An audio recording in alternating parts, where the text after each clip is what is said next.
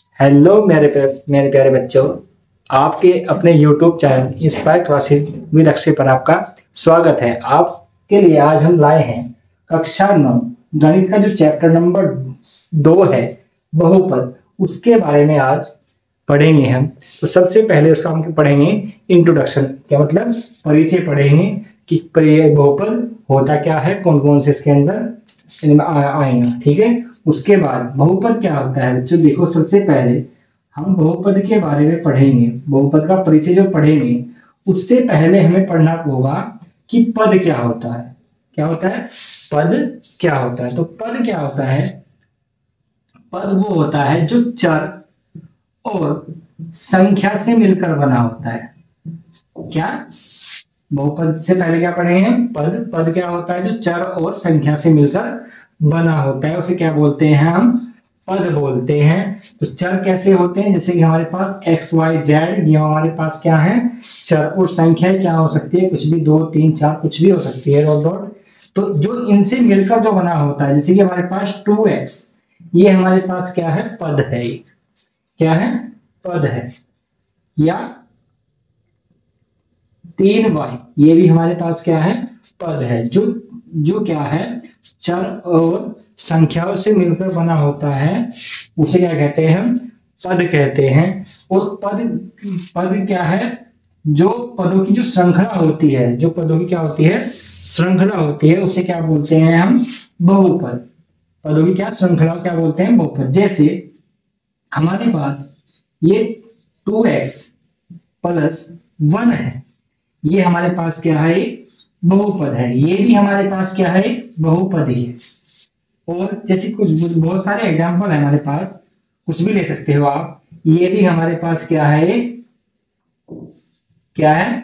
बहुपद है। ये हमारे पास क्या है? बहुपद है। तो बच्चों क्या है? सबसे पहले बहुपद से पहले हमने पद पढ़ा। पद क्या होता है? जो चर और संख्या से मिलकर बना होता है, उसे पद कहते हैं। पद किस टाइप के होते हैं? जैसे 2x 3y जो भी है। उसके बाद क्या करता है? जो बहुपद होता है वो श्रृंखला ऐसे, ये हमारे पास इस टाइप के बहुपद होते हैं, x² प्लस 2x प्लस 1, ये भी हमारे क्या है?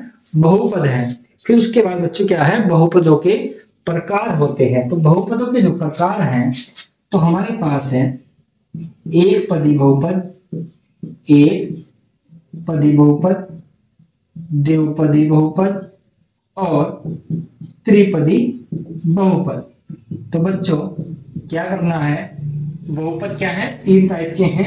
एक पद जिसमें केवल एक पद होगा, केवल एक पद होगा। जैसे हमारे पास 2x ले लेते हैं, 5x कुछ भी ले सकते हो, जिसके बीच में कोई प्लस माइनस ना हो, वो क्या होता है? एक पदीय बहुपद होता है। और जिसके बीच में एक चिन्ह या तो प्लस हो या माइनस हो, वो क्या हो सकता है? द्विपद होता है। जैसे कि हमारे पास 3x प्लस 1 है, या आप ले सकते हो x प्लस 1 भी ले सकते हो, या आप x² प्लस 2 भी 2x लिख सकते हो। ये हमारे पास क्या है? द्विपद है। उसके बाद त्रिपदी बहुपद क्या होता है? इसमें 3 पद होते हैं, मतलब प्लस या माइनस के 2 चिन्ह होते हैं बीच में, उसे क्या बोलते हैं? त्रिपदीय बहुपद। जैसे x² माइनस 3x प्लस 2, ये हमारे पास क्या है? त्रिपदीय बहुपद। या आप ऐसे लिख सकते हो 5x² प्लस 2x प्लस 6, ये हमारे पास क्या है? त्रिपदीय बहुपद है। ठीक है बच्चों। उसके बाद हमारा जो अगला टॉपिक है कि बहुपद क्या होता है, कि ये क्या होता है? ये है पदों की क्या होती है? श्रृंखला होती है। पदों की श्रृंखला होती है। तो बच्चों आपको बहुपद समझ आया होगा। उसके बाद हमारा जो टॉपिक है वो है हमारे पास बहुपद की घात। बहुपद की घात। बहुपद की घात क्या होती है? तो बच्चों बहुपद की घात क्या होती है? जो हमारे पास कोई भी बहुपद हो, एक पदीय हो, 2 पदीय हो या 3 पदीय बहुपद हो, जो उसमें चर होता है। जैसे एग्जांपल x की power 3 plus 3x² plus 5x plus 2, ये हमारे पास क्या है? कोई बहुपद है। ठीक है, हमारे पास कोई बहुपद है। कितने में लिख सकते हो आप? ये हमारे पास क्या बहुपद है। तो जो इसमें चर है, चर हमारे पास क्या है? x है इसमें। तो जो x की जो अधिकतम पावर होगी उस बहुपद में, चाहे वो एक पदीय हो, चाहे वो दो पदीय हो, या तीन पदीय, चार पदीय, कितने भी पदीय बहुपद हो, जो उस बहुपद के जो चर की अधिकतम पावर होगी, जो सबसे ज्यादा पावर होगी, वही उसकी क्या कहलाती है, बहुपद की घात कहलाती है। मतलब क्या है, बहुपद के चर की अधिकतम घात को बहुपद की घात कहते हैं। तो कैसे लिखेंगे, बहुपद की, बहुपद में चर की अधिकतम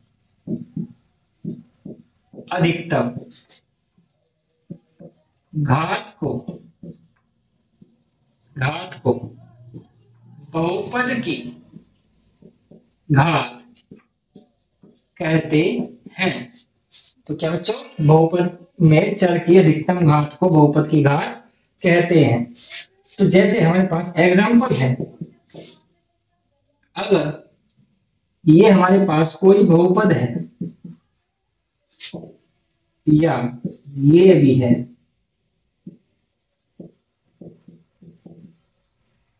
या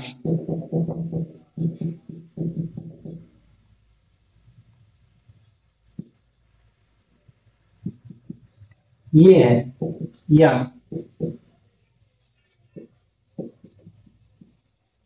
ये, तो बच्चों क्या है, ये हमारे पास हमने एग्जांपल के लिए लिखे हैं। तो इसमें बताना है कि अगर बहुपद की घात आपकी डेफिनेशन पढ़ ली है, तो बहुपद की घात को भी हमें तीन प्रकार में डिवाइड किया गया है।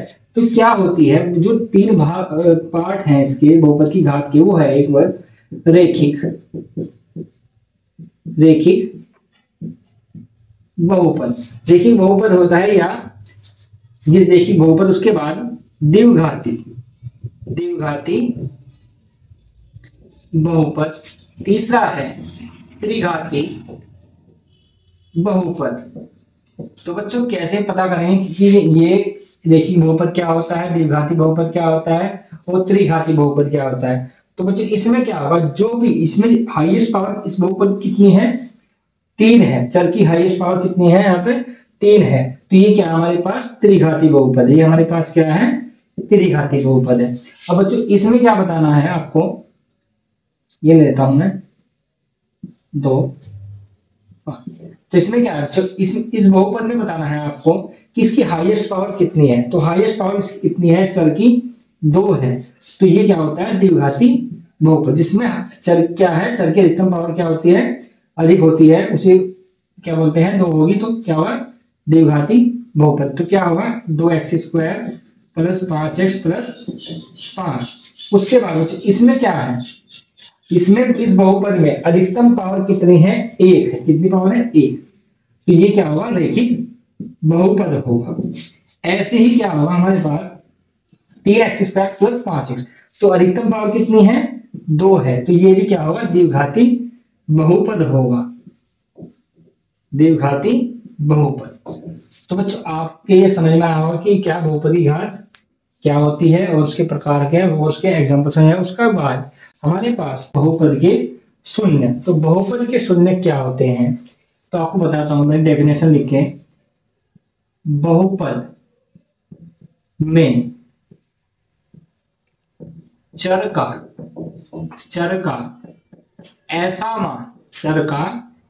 ऐसा मान जो बहुपद को शून्य कर दे, शून्य के बराबर कर दे, शून्य के बराबर कर दे, क्या कहलाता है, बहुपद के शून्य कहलाते हैं। जैसे एग्जांपल है हमारे पास कि हमारे पास 2x प्लस 1 एक क्या है, बहुपद है। तो इस चर का ऐसा क्या मान होगा जो इसका शून्य अगर हमें पता करना हो, अगर इस बहुपद का हमें शून्य पता करना हो, तो हम क्या करते हैं, उस बहुपद को शून्य के बराबर ले लेते हैं। तो इससे जो x की वैल्यू आएगी, तो 2x तो ऐसे ही रहेगा, तो एक इधर जाएगा, तो कैसा होगा, -1। उसके बाद जब x की वैल्यू निकालेंगे तो -1/2। तो ये वो चर है जो इस बहुपद को क्या शून्य के बराबर कर सकता है। उसके बाद हमारे पास है, अब बच्चों आपको ऐसे भी आ सकता है, कोई बहुपद ऐसे देगा कि px बराबर +1, तो इसमें ऐसा भी दे सकता है कि -1/2 इस बहुपद का शून्यक है या नहीं है। तो बच्चों क्या करना होगा आपको, x के स्थान पर जो भी देगा वो यहाँ पे देगा x बराबर -1/2। तो ये हमें जांच करनी है कि x की वैल्यू क्या है, -1/2 रख के 0 आ रहा है या नहीं। अगर 0 आ गया तो ये क्या है, इसका शून्यक है, नहीं तो नहीं। उसके बाद t याद रखेंगे 1/2 2 और -1/2 और +1। अब 2 से 2 कैंसिल होगा, यहाँ पे -1 और +1, इससे कैंसिल क्या है 0। तो क्या बच्चों इससे क्या पता लगेगा आपको कि ये शून्यक है या नहीं। आपको इस टाइप की क्वेश्चन और इस टाइप क्वेश्चन आपको प्रश्नावली में दोनों मिलेंगे। उसके बाद हमारे पास ये था हमारे पास रेखिक, क्या था, रेखिक बहुपद था हमारे पास। उसके बाद हमारे पास एक ऐसा भी आएगा कि द्विघाती बहुपद आएगा, द्विघाती बहुपद। तो द्विघाती बहुपद के भी हमें क्या करने होंगे, शून्यक ज्ञात करने होंगे, या हमें जांच करनी होगी या उसके शून्यक है या नहीं है। तो हमें हमारे पास है, हम मान लेते हैं हमारे पास एक द्विघात समीकरण है x 5x + 6। ये द्विघाती क्या है, हमारे पास एक बहुपद है। हमें क्या करना है, इसके शून्यक ज्ञात करने हैं। तो शून्यक ज्ञात करने के लिए हम क्या करते हैं, इसे 0 के बराबर मान लेते हैं। उसके बाद हम क्या करेंगे, उसे यहाँ पे कभी दिखाता हूँ आपको मैं। तो हमें जैसे हमने कक्षा 8 में गुणनखंड विधि पढ़ी है, गुणनखंड करते हैं, फैक्टर करते हैं, तो उसी द्विघात जब इसकी पावर 2 होगी तो हमें क्या करना है, उन्हीं गुणनखंड विधि का प्रयोग करना है जिससे इसके मूल या शून्य ज्ञात हो जाए। तो हम क्या करेंगे, 6 की मल्टीप्लाई जब 1 में करें तो 6 एकम 6, तो 6 के ऐसे फैक्टर करने हैं जिन्हें जोड़ के आ जाए 5।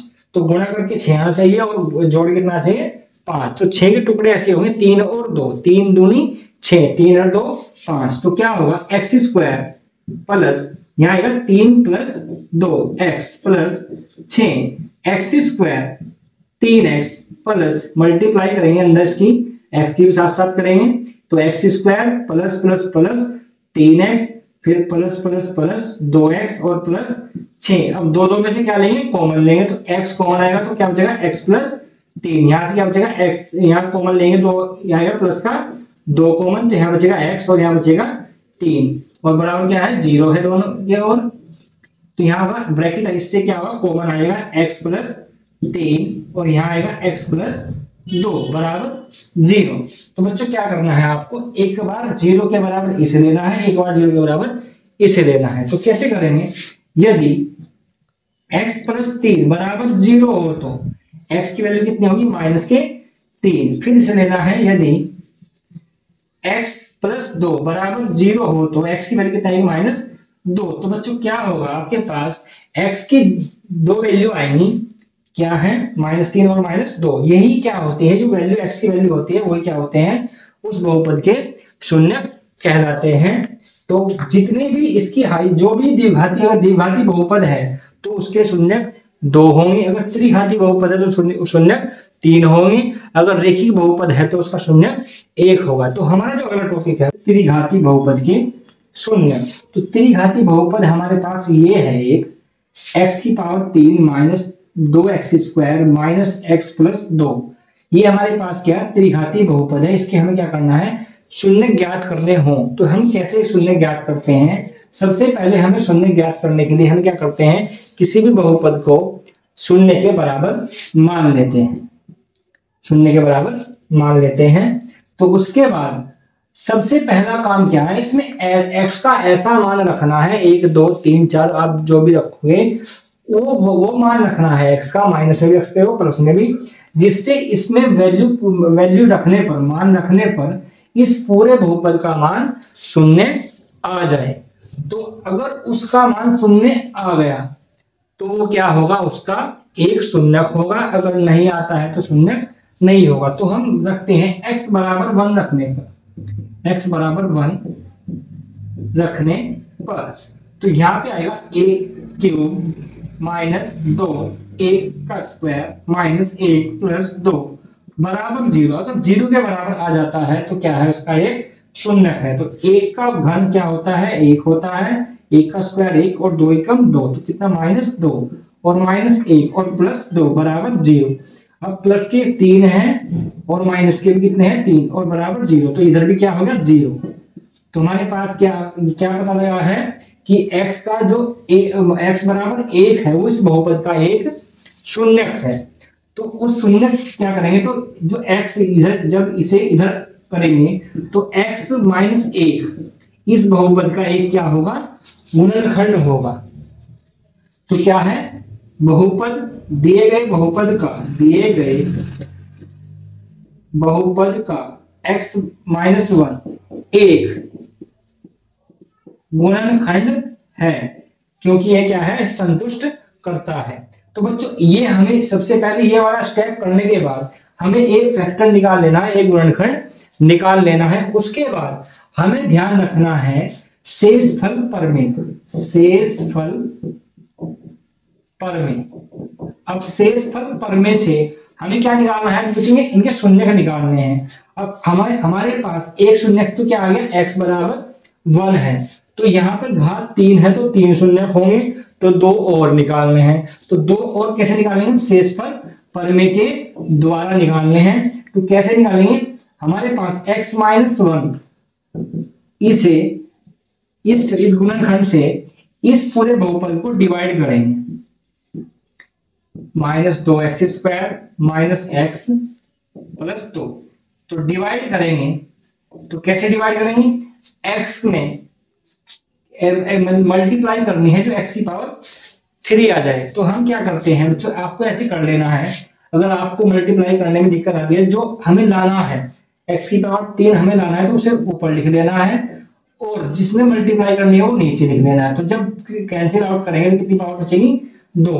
तो x की पावर 2 से मल्टीप्लाई करने पर हमें x की पावर 3 मिल जाएगा। उसके बाद x² की मल्टीप्लाई इसमें भी करनी है, तो प्लस माइनस x² x², तो यहाँ पे मल्टीप्लाई माइनस प्लस, ये कैंसिल आउट हो जाएगा और प्लस के x² है और माइनस के कितने हैं 2x²। तो माइनस के 2x² ज्यादा है तो माइनस के x² बचेंगे। ऊपर से क्या है, माइनस का x भी उतार लेते हैं। उसके बाद इसमें मल्टीप्लाई कैसे करें, जो x² आ जाए -x², तो क्या करेंगे, जो हमें लाना है -x² अपॉन x, इससे कैंसिल आउट हो जाएगा, ये एक पावर बचेगी तो कितना आएगा, माइनस के x आएगा।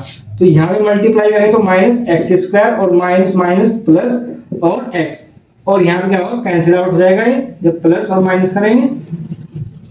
तो यहाँ पे हमारे पास माइनस कितना, -2x और प्लस के हो गए 2। उसके बाद अब इसमें मल्टीप्लाई किससे करनी होगी, -2 से मल्टीप्लाई करनी होगी, तो यहाँ -2x आएगा और माइनस माइनस प्लस और यहाँ पे प्लस और यहाँ पे माइनस, ये क्या कैंसिल आउट 0। तो शेषफल प्रमेय शून्य आ गया, इसका शेषफल क्या आ गया, शून्य आ गया। तो जो हमारे पास ये भागफल आएगा, ये हमारे पास भागफल आएगा, ये हमारे पास भागफल क्या आया है, x² - x प्लस -2 ये हमारे पास क्या है, भागफल आया है। इसे क्या करना है, गुणनखंड विधि द्वारा आपको हल कर लेना है। तो जैसे अभी किया था हमने, तो 2 एकम 2 के ऐसे फैक्टर में घटा के आ जाए 1, तो 2 एकम 2, तो x² 2 - 1 और x - 2 बराबर 0। तो x² - 2x प्लस x और -2 मल्टीप्लाई कर दी हमने अंदर माइनस की और x की भी साथ साथ। तो इसमें क्या होगा, कॉमन क्या होगा, x - 2, यहाँ से +1 कॉमन और x - 2 बराबर 0। तो यहाँ से पूरे में से कॉमन क्या होगा, x - 2 कॉमन होगा और x +1 कॉमन होगा। तो बच्चों क्या होगा, एक बार इसे 0 लेंगे, एक बार इसे 0, तो यहाँ से x की वैल्यू 2 आएगी और यहाँ से x की वैल्यू -1 आएगी। तो हमारे पास जो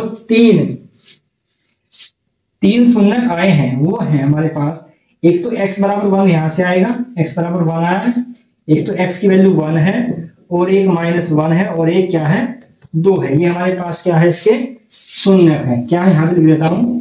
तो जो x की वैल्यू आई हमारे पास, एक तो 1 है और -1 है और 2, ये इसके क्या है, शून्य है। तो आपको क्या करना है, ऐसे शून्य को हल कर लेना है। उसके बाद बच्चों आपको प्रश्नावली करने से पहले कुछ फॉर्मूले याद रखने हैं। वो फॉर्मूले हैं ए प्लस बी का होल स्क्वायर क्या होता है, A square plus B square plus 2ab, A minus B का होल स्क्वायर क्या होता है, A square plus B square minus 2ab।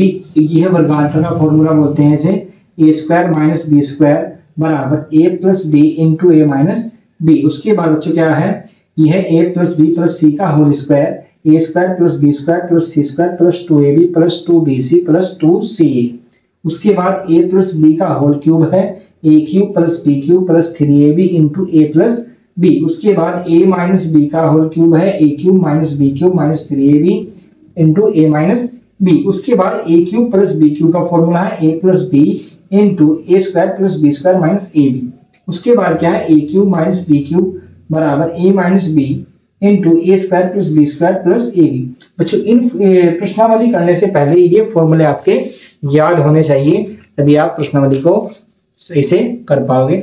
आपको क्या करना है, आपको हमारा मतलब हमारे चैनल पर क्लास 9, 10, 11, 12 का कंप्लीट कोर्स कराया जाएगा बिल्कुल फ्री। तो आपको बस क्या करना है, चैनल को सब्सक्राइब और वीडियो को लाइक और शेयर करना है। बाकी आपको कुछ नहीं करना है। आपको पूरा सिलेबस क्वेश्चन टू क्वेश्चन आपको कंप्लीट कोर्स हमारे चैनल पर आपको मिलेगा।